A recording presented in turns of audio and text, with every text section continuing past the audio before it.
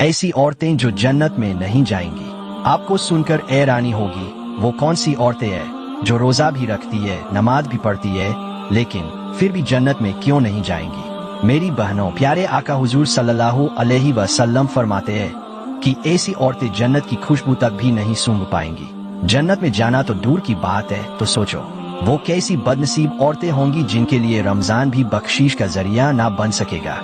ऐसी औरतें अपने आमाल की कैदी बनकर रह जाएंगी, जिन्होंने रमजान के सब रोजे तो रखे मगर फिर भी अल्लाह की रहमत से महरूम हो गई। तो आखिर ऐसा क्यों होगा? क्योंकि ये औरतें कुछ ऐसे गुनाह करती है जो उनकी नेकियों को जलाकर राख कर देते हैं। क्योंकि उनकी नमाज कबूल नहीं होगी, उनका रोजा कबूल नहीं होगा, उनकी कोई भी नेकी कबूल नहीं होगी, क्योंकि वो 4 गुनाह बड़े शौक से करती है।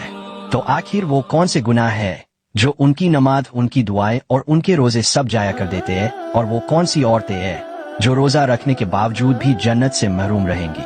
नंबर 1 पर आती है बद अखलाक तेज जुबान वाली औरतें।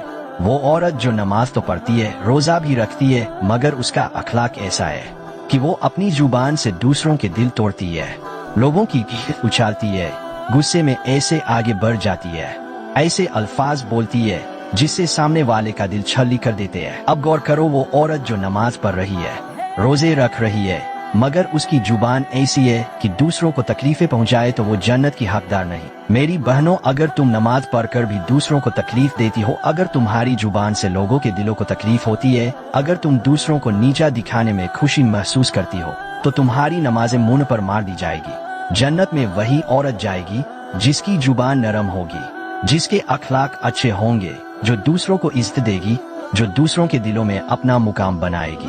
बद अखलाक औरत की नमाज कबूल नहीं होती, उसकी दुआएं भी रद्द कर दी जाती है, क्योंकि इबादत वही कबूल होती है जो दिल की पाकीज़ा हो। इसके बाद नंबर 2 पर आती है शौहर की नाशुक्री करने वाली औरतें। ऐसी औरतें भी रोजा रखने के बावजूद जहन्नम में जाएंगी। यह बात भी शायद आपको हैरत में डाल देगी, मगर ये भी एक हकीकत है।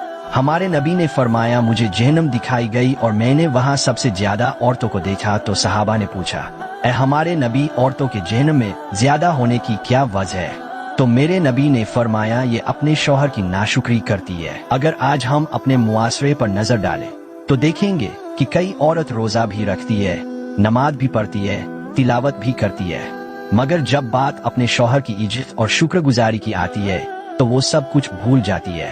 उन्हें शौहर की 1000 नेकियां नजर नहीं आती, मगर एक कमी या गलती मिल जाए तो उसे बया चढ़ाकर बयान करती है, दूसरों के सामने शौहर की बुराइयां और शिकायतें करती है। नंबर 3 पर आने वाली बेपर्दा औरतें। ऐसी औरतें जो रमजान में रोजा तो रखती है, मगर अपने जिया को ढांपने के बजाय बाजारों, सोशल मीडिया पर और शादियों में अपनी जीनत की नुमाइश करती है, मगर उन्हें यह एहसास तक नहीं होता कि जिस अल्लाह के लिए वह रोजा रख रही है, उसी के हुक्म को सरेआम तोड़ भी रही है।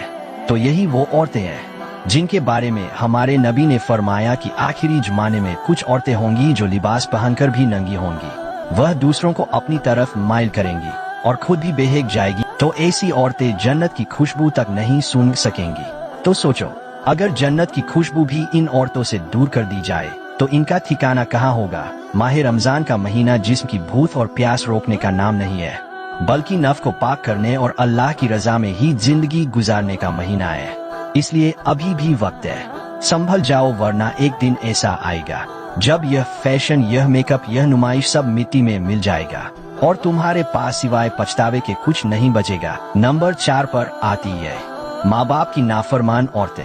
हमारे नबी ने फरमाया है, वह शख्स जन्नत में नहीं जाएगा जिसके वालिद उससे नाराज हो। सोचो, अगर वालिद की नाफरमानी जहन्नम का रास्ता है, तो वो औरत जो हर वक्त माँ बाप की इज्जत नहीं करती, उनके हुक्म को अदा नहीं करती, उनकी खिदमत नहीं करती, क्या उसका रोजा उसके लिए बख्शीश का जरिया बन सकता है? हरगिज नहीं। कुछ बेटियां ऐसी भी होती है जो माँ बाप को बोझ समझकर उनसे बदतमीजी करती है, तो ऐसी औरतें भी जन्नत में नहीं जाएगी।